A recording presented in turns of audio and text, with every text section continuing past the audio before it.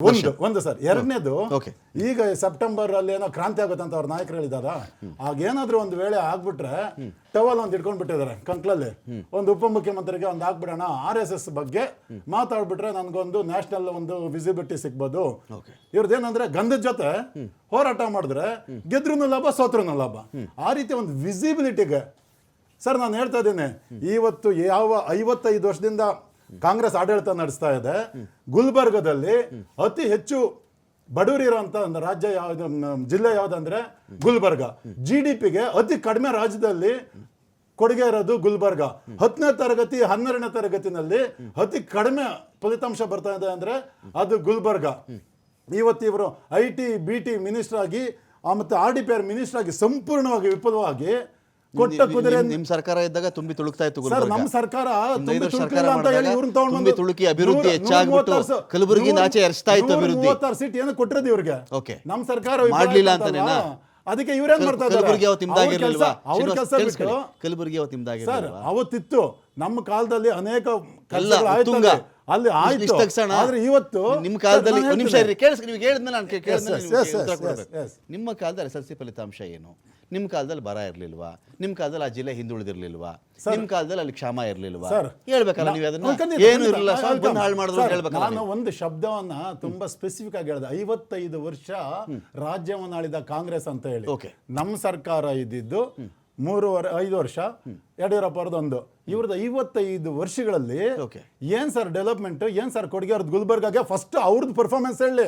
ಅವರ ಸಂಘದಲ್ಲ ಕೇಳೋದು. ಒಂದು ಬೃಹದಾಕಾರದ ದೊಡ್ಡ ಆಲ್ದ ಮರದ ಸಾಧನೆ, 1,70,000 ಸೇವಾ ಪ್ರಾಜೆಕ್ಟ್ಗಳು ನಡೆಸ್ತಾ ಇರೋದು ರಾಷ್ಟ್ರೀಯ ಸ್ವಯಂ ಸೇವಕ ಸಂಘ. ಇವ್ರು ಏನ್ ಮಾಡಿದ್ದಾರೆ ಅಂತ ಹೇಳಿ ಗುಲ್ಬರ್ಗ ಹೇಳಿ ಸರ್. ದರ್ಶನ್ ಈಗ ಈ ಸಂಘ ಬ್ಯಾನ್ ಮಾಡಬೇಕು ಅಂತ ಹೇಳಿ ಏನು, ಈಗ ಯಾವ ವಿಚಾರಕ್ಕೆ ಸಂಘವನ್ನ? ಈಗ ನಾವೇನಾಗುತ್ತೆ, ಯಾವುದೋ ಭಯೋತ್ಪಾದಕ ಚಟುವಟಿಕೆ, ಯಾವುದೋ ಒಂದಷ್ಟು ಸಂಘ ಅಥವಾ ಒಂದಷ್ಟು ಆರ್ಗನೈಸೇಷನ್, ಔಟ್ಫಿಟ್ಸು, ಇವರು ಇಂತಿಂಥ ಕುಕೃತ್ಯಗಳಲ್ಲಿ ಭಾಗಿಯಾಗಿದ್ರು ಅಂಥೇಳಿ ಆ ಮಾತು, ಕ್ರಿಮಿನಲ್ ಚಟುವಟಿಕೆ ಇದೆ, ಇಂಥ ವಿಷಯಗಳು ಬಂದಾಗ ಅದೇನೋ PFI ಬ್ಯಾನ್ ಮಾಡಿಬಿಡ್ರಿ ಅಂತ ಇವ್ರು ಕರೀತಾರೆ. ಈಗ ಯಾವುದೋ ಜೈಷ್ ಎ ಮೊಹಮ್ಮದನ್ನು ಬ್ಯಾನ್ ಮಾಡಿ ಅಂತ ಇವ್ರು ಕರೀತಾರೆ. ಇದೆಲ್ಲ ನಾವು ಕೇಳಿದ್ದೀವಿ. ಎಲ್ಲ ಬಿಟ್ಟು RSS ವಿಚಾರಕ್ಕೆ ಯಾಕೆ ಟೈಮ್ ಅಂಡ್ ಅಗೇನ್ ನೀವು ಎಂಟ್ರಿ ಕೊಡೋದು ಅಂತ? RSS 1925ರಲ್ಲಿ ಹುಟ್ಟಿದ ಮೇಲೆ ಈ ದೇಶದಲ್ಲಿ ಧರ್ಮಗಳ ನಡುವೆ ಒಂದು ದಂಗಲ್ನ ಶುರು ಹಾಕಿದ್ದೆ RSS ಸಂಘ ಪರಿವಾರ ಅನ್ನುವಂಥದ್ದು ಒಪ್ಪಲೇಬೇಕಾಗಿರೋ ಮಾತು. ದೇಶದಲ್ಲಿ ಒಂದು ಭಯೋತ್ಪಾದಕ ಕೃತ್ಯ, ಮೊದಲ ಭಯೋತ್ಪಾದಕ ಕೃತ್ಯ ಏನಾದರೂ ಆಯಿತು ಅಂದರೆ 1948ರಲ್ಲಿ ಈ ರಾಷ್ಟ್ರಕ್ಕೆ ಸ್ವಾತಂತ್ರ್ಯವನ್ನ ಕೊಟ್ಟಂತ ಮಹಾತ್ಮ ಗಾಂಧಿಯವರನ್ನ ಕೊಂದಿರ್ತಕ್ಕಂಥದ್ದು ಗೂಡ್ಸೆ ಪರಿವಾರದವರು.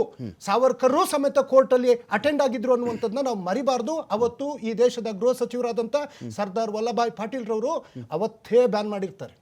ತದನಂತರ ಏನು ಎಮರ್ಜೆನ್ಸಿ ಕಾಲದಲ್ಲಿ ಮತ್ತೆ RSS ಬ್ಯಾನ್ ಆಗ್ತದೆ 1991ರಲ್ಲಿ. ಏನು ಈ ದೇಶದಲ್ಲಿ ಶಾಂತವಾಗಿದ್ದಂಥ ದೇಶದಲ್ಲಿ ಮತ್ತೆ ಕಲ್ಕಿ ಬಾಬ್ರಿ ಮತ್ತೆ ಅಯೋಧ್ಯೆ ರಾಮ ಮಂದಿರ ಗಲಾಟೆಯನ್ನು ಸೃಷ್ಟಿ ಮಾಡಿದಾಗ ಮತ್ತೆ ಬ್ಯಾನ್ ಆಗ್ತಾರೆ. ಹಾಗೆಯೇ ಒಡಿಶಾದಲ್ಲೂ ಸಮೇತ ಇವರ ಗಲಭೆ 2008ರಲ್ಲಿ ಮಾಡಿರ್ತಕ್ಕಂಥದ್ದನ್ನ ನಾವು ಯಾರೂ ಮರೆಯೋದಕ್ಕೆ ಸಾಧ್ಯ ಇಲ್ಲ. 2002ರಲ್ಲಿ ಗೋಧ್ರಾ ಹತ್ಯಾಕಾಂಡ, ಸುಮಾರು 3,000ಕ್ಕೂ ಹೆಚ್ಚು ನರಮೇಧ ಆಯ್ತಲ್ಲ, ಅದರ ಹಿಂದೆನೂ ಇವರು ಇದ್ದಾರೆ ಅನ್ನುವಂಥದ್ದನ್ನ ನಾವು ಮರಲಿಕ್ಕೆ ಸಾಧ್ಯ ಇಲ್ಲ. ಸರ್, ಇವತ್ತು RSS ದೇಶಕ್ಕೆ ಏನು ಕೊಡುಗೆ ಕೊಟ್ಟಿದೆ? ಕೊನೆ ಪಕ್ಷ RSS ಮುಖಂಡರುಗಳ ಮಕ್ಕಳು ಒಬ್ಬನಾದ್ರೂ ಈ ದೇಶದ ಸೇನೆಯಲ್ಲಿ ಸೇವೆ ಮಾಡ್ತಾ ಇದ್ದಾನ? ನಾವು ರಾಷ್ಟ್ರಕ್ಕೋಸ್ಕರ ಅಂತಾರಲ್ಲ, ರಾಷ್ಟ್ರದ ಒಳಗಡೆ ಇಟ್ಕೊಂಡು 2003ರಿಂದ 2008 ತನಕ 150 ಹತ್ಯೆಗಳಾಗಿದೆ, ಸಾವಿರಾರು ಜನ ಗಾಯಗೊಂಡಿದ್ದಾರೆ. ಮಾಲೆಗಾಂವ್ ಸ್ಫೋಟದಲ್ಲಿ ಇವರು ಯಾರು ಸಂಸದರು ಅಂತ ಹೇಳ್ತಾರೆ, ಪ್ರಜ್ಞಾ ಠಾಕೂರ್, ಅವರೇ A1 ಆರೋಪಿ ಅನ್ನುವಂಥದ್ದು ಮರಿಬಾರ್ದು. ಅವರ ಹಿನ್ನೆಲೆನೂ ಸಂಘ ಪರಿವಾರ ಅನ್ನುವಂಥದ್ದು ನಾವು ಮರಲಿಕ್ಕೆ ಸಾಧ್ಯ ಇಲ್ಲ. ಮತ್ತೆ RSS ಅಂತಂದ್ರೆ ಸರ್, ಬಳಸಿ ಎಸೆಯುವಂತ ಕೆಲಸವನ್ನ ಮಾಡ್ತಾ ಬಂದಿದ್ದಾರೆ. ಏನ್ ಬಳಸ್ತಾರೆ ಸರ್, ಉದಾಹರಣೆ ಪ್ರವೀಣ್ ತೊಗಾಡಿ ಅಂತ ಹೆಸರು ಕೇಳಿದ್ರಿ, ಪ್ರಮೋದ್ ಮುತಾಲಿಕ್ ಅಂತ ಹೆಸರು ಕೇಳಿದ್ರಿ, ಮಹೇಂದ್ರ ಕುಮಾರ್ ಅಂತ ಹೆಸರು ಕೇಳಿದ್ರಿ, ಹನುಮಂತೇಗೌಡ ಅಂತ ಹೆಸರು ಕೇಳಿದ್ರಿ, ಅವರಲ್ಲಿ AK ಸುಬ್ಬಯ್ಯ ಅನ್ನೋರ ಹೆಸರು ಕೇಳಿದ್ರಿ, BB ಶಿವಪ್ಪ ಅನ್ನೋರ ಹೆಸರು ಕೇಳಿದ್ರಿ. ನಿಮ್ಗೇನ್ ಪ್ರಾಬ್ಲಮ್ ಈಗ? ನೋ ನಿಮ್ ಪ್ರಾಬ್ಲಮ್ ಏನು? ಈಗ AK ಸುಬ್ಬಯ್ಯ ಅವ್ರು ಮಾತಾಡ್ಕೋತಾರೋ, ತೊಗಾಡಿ ಅವ್ರು ಮಾತಾಡ್ಕೋತಾರೋ, ಅಥವಾ ಈ ಕಡೆ ನೀವು ಇನ್ನೊಬ್ರು ಯಾರು ಹೇಳ್ತಾರ ಪ್ರಮೋದ್ ಮುತಾಲಿಕ್ ಅವ್ರು ಮಾತಾಡ್ಕೋತಾರೋ, ಯಾರೋ ಮಾತಾಡ್ಕೋತಾರೆ. ವೈಯಕ್ತಿಕ ಲಾಸ್ ಇಲ್ಲ, ಆದರೆ ಅವರ ಸಂಚುಗಳು ಮಹೇಂದ್ರ ಕುಮಾರ್ ಅವರು ನಿಮ್ಮನ್ನಾಗ್ಲಿ ಈ ಒಂದು ರಾಜ್ಯದ ವ್ಯವಸ್ಥೆಯನ್ನಾಗ್ಲಿ ಕೆಲವು ವ್ಯಕ್ತಿಗಳು ಒಂದು ಸಂಘ ಸೇರಿ ಸಂಘವನ್ನು ಬಿಟ್ಟಾಗ ಅಥವಾ ತೆಗೆದಾಗ ಅದರಿಂದ ರಾಜ್ಯದ ಮೇಲೆ ದುಷ್ಪರಿಣಾಮಗಳಾಗಿ ಕ್ಷೋಭೆ ಉಂಟಾಗಿ ಬರ ಉಂಟಾಗಿ ಅತಿವೃಷ್ಟಿಯಾಗಿ ಏನಾದ್ರು ಆಯ್ತಾ ಅಂತ? ಅದೆಲ್ಲ ಇಲ್ಲ ಸರ್. ಸಂಘದಲ್ಲಿ ಸೇರ್ತಾರೆ, ಸಂಘ ಬಿಡ್ತಾರೆ. ಬಿಟ್ಟ ಮೇಲೆ ಏನ್ problem? ಈಗ ಸತ್ಯವನ್ನ ಹೊರಗೆ ಬಿಡ್ತಾ ಕಾಂಗ್ರೆಸ್ ಅಲ್ಲಿರೋ ಬಿಜೆಪಿಗೆ ಬರ್ತಾರೆ, ಬಿಜೆಪಿ ಕಾಂಗ್ರೆಸ್ ಬರ್ತಾರೆ, ಏನ್ ಮಾಡೋಣ ಅದಕ್ಕೆ? ಅಲ್ಲಿನ ತತ್ವ ಸಿದ್ಧಾಂತಗಳು ಏನನ್ನ ಹೇಳ್ಕೊಡ್ತದೆ, ವರ್ಣಾಶ್ರಮ ಯಾವ ತರ ಹೇಳ್ಕೊಡ್ತದೆ ಅನ್ನುವಂಥದ್ದು ಒಂದು. Okay. ಇನ್ನ ಬಹಳ ಮುಖ್ಯವಾಗಿ ಸರ್, ಇವರ ಒಂದು ಆರ್ಗನೈಸರ್ ಅನ್ನುವಂತ ಪತ್ರಿಕೆ 1998ರಲ್ಲಿ 1948ರಲ್ಲಿ ನಮ್ಮ ಸಂವಿಧಾನವನ್ನ ನಾವು ಒಪ್ಲಿಕ್ಕೆ ಸಾಧ್ಯ ಇಲ್ಲ ಅಂತಂದ್ರು. ಇವ್ರಿಗೆ ಈದ್ಗಾ ಮೇಲೆ ಧ್ವಜ ಹಾರಿಸುವಂತ ಆ ಏನು ದೇಶ ಪ್ರೇಮ 2001 ತನಕ ಇವರ RSS ಕಚೇರಿ ನಾಗ್ಪುರದಲ್ಲಿ ರಾಷ್ಟ್ರ ಧ್ವಜವನ್ನ ಹಾರಿಸಲಿಲ್ಲ, ರಾಷ್ಟ್ರ ಧ್ವಜವನ್ನು ಇವರು ಒಪ್ಪಲಿಲ್ಲ, ರಾಷ್ಟ್ರದ ಸಂವಿಧಾನವನ್ನು ಇವರು ಒಪ್ಪಲಿಲ್ಲ. ಇವರು ದೇಶದ ಒಳಗಡೆ ಕೂತ್ಕೊಂಡು ಆಂತರಿಕ ಗಲಭೆಗಳನ್ನ ಸೃಷ್ಟಿ ಮಾಡುವಂತದ್ದು. ಸರ್ ಏನಕ್ಕೆ ಬೇಕು ಸರ್? ಇಲ್ಲಿ ಕೊಡಗಲ್ಲಿ ಗನ್ ಟ್ರೈನಿಂಗ್ ಕೊಡ್ತಾರಲ್ಲ, ಏನ್ ಮಾಡೋದಕ್ಕೆ? ಪೊಲೀಸ್ನವ್ರ ಮೇಲೆ ನಂಬಿಕೆ ಇಲ್ವಾ? ಸಂವಿಧಾನದ ಮೇಲೆ ನಂಬಿಕೆ ಇಲ್ವಾ? ವೇಣುಗೋಪಾಲ್ ಅವರೇ, ಈಗ ಪಾಯಿಂಟ್ ಏನು ಅಂತ ಹೇಳಿದ್ರೆ, ದೇಶದ ಧ್ವಜವನ್ನ ನೀವು ಒಪ್ಕೊಳ್ಳಿಲ್ಲ, ಬಹಳ ವರ್ಷಗಳವರೆಗೆ ಸತಾಯಿಸಿದ್ರಿ ನೀವು ಅಂತ. ದೇಶದ ಧ್ವಜಕ್ಕೆ ಒಪ್ಕೊಳ್ಳೋಕೆ ಸತಾಯಿಸಿದ್ರಿ ನೀವು. ಈ ಕಡೆ ಗನ್ ಟ್ರೈನಿಂಗ್ ಕೊಡ್ತಾ ಇದ್ದಾರೆ. ನಿಮ್ಮ ಸಂಘ ಇವ್ರ ಪ್ರಕಾರ, ದರ್ಶನ್ ಪ್ರಕಾರ, ನಾನು ಅದು ಅವ್ರಿಗೆ ಅಲ್ಲೇ ಕೇಳಿದ್ದೀನಿ, ಸಂಘದಲ್ಲಿ ಕೆಲವರು ಸೇರಿಕೊಳ್ಬಹುದು, ಕೆಲವರು ಆಚೆ ಬರಬಹುದು. ಪಾರ್ಟಿಲೂ ಹಾಗೇನೆ, ಪಾರ್ಟಿ ಯೂನಿಯನ್ಗಳಲ್ಲೂ ಹಾಗೇನೆ. ಇಷ್ಟ ಇದ್ದರೆ ಇರ್ತಾರೆ, ಕಷ್ಟ ಆದರೆ ಹೋಗ್ತಾರೆ.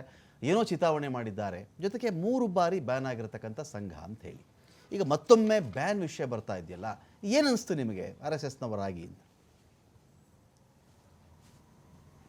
ಸರ್, ಈಗ ಸಂಘ 100ನೇ ವರ್ಷಕ್ಕೆ ಕಾಲಿಡ್ತಿದೆ ಸರ್. 100ನೇ ವರ್ಷದಲ್ಲಿ ಪ್ರಥಮ ಶಾಖೆ ಆರಂಭ ಆಗಿದ್ದ ದಿನದಿಂದ ಇವತ್ತು ದೇಶದಾದ್ಯಂತ ಸುಮಾರು 72,000 ಶಾಖೆಗಳಿದೆ, 50,000 ಮಿಲನ್ಗಳು ನಡೆಯುತ್ತಿದೆ, 1,25,000 ಸ್ಥಾನಗಳಲ್ಲಿ ನಾವು ಇದ್ದೀವಿ.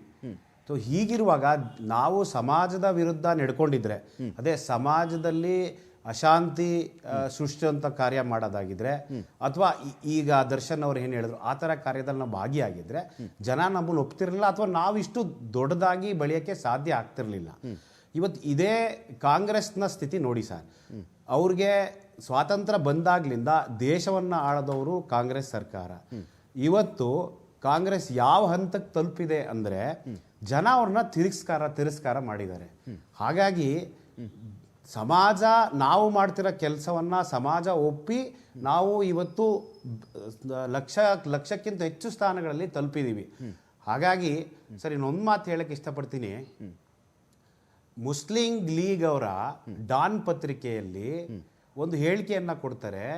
ಏನಂತ ಹೇಳಿಕೆ ಅಂದರೆ, ಕಾಂಗ್ರೆಸ್ ಅವರಿಗೆ ಮುಸಲ್ಮಾನರ ಬೆಂಬಲ ಬೇಕು ಅಂದರೆ ಅವರು ಈ ಕೂಡಲೇ RSSನ ಬ್ಯಾನ್ ಮಾಡಬೇಕು ಅಂತ ಹೇಳ್ತಾರೆ. ಇದು 1930ರಲ್ಲಿ ಡಾನ್ ಪತ್ರಿಕೆಯಲ್ಲಿ, ಮುಸ್ಲಿಂ ಲೀಗ್ನ ಡಾನ್ ಪತ್ರಿಕೆಯಲ್ಲಿ ಹೇಳಿದಂಥ ಒಂದು ಹೇಳಿಕೆ. ಇದೇ ಥರದ ಹೇಳಿಕೆಯನ್ನು ಪ್ರಿಯಾಂಕ ಖರ್ಗೆ ಅವರು ಅವರ ಅಲ್ಪಸಂಖ್ಯಾತರ ಓಲೈಕೆಗೆ ಮುಸ್ಲಿಂ ಅವರ ಬೆಂಬಲ ಬೇಕು ಅನ್ನೋ ಕಾರಣಕ್ಕೆ ಅವ್ರು ಕೊಟ್ಟಿದ್ದಾರೆ. ಇವತ್ತು RSS ಯಾವ ರೀತಿ ಬೆಳೆದಿದೆ, RSS ಎಲ್ಲಿ ತಲುಪಿದೆ, ಯಾವ್ಯಾವ ಸೇವಾ ಕಾರ್ಯಗಳಲ್ಲಿ ಮಾಡ್ತಿದೆ. ಈಗ ಇತ್ತೀಚೆಗೆ ಒಂದು ಏನು ವಿಮಾನ ದುರ್ಘಟನೆ ನಡೀತು, ಅದರಲ್ಲೂ ಸಂಘದ ಸ್ವಯಂ ಸೇವಕರು ಭಾಗಿಯಾಗಿ ಅಲ್ಲಿನ ರಕ್ಷಣಾ ಕಾರ್ಯದಲ್ಲಿ, ಅಲ್ಲಿನ ಏನೇನು ಕಾರ್ಯದಲ್ಲಿ ಭಾಗಿಯಾಗಿದ್ರು. ಈ ಥರ ನೂರಾರು ಕಾರ್ಯಗಳಲ್ಲಿ, ಸೇವಾ ಕಾರ್ಯಗಳಲ್ಲಿ ಸಂಘ ಭಾಗಿಯಾಗಿದೆ. ಸಂಘ ಜನರ ಮನಸ್ಸಿನಲ್ಲಿದೆ. ಹಾಗಾಗಿ ನಾವು ಇವತ್ತು ವಿಶ್ವವ್ಯಾಪಿ ಆಗಿದೆ, ದೇಶವ್ಯಾಪಿ ಆಗಿದೆ ಅಂತ ಹೇಳಕ್ಕೆ ಇಷ್ಟಪಡ್ತೀವಿ.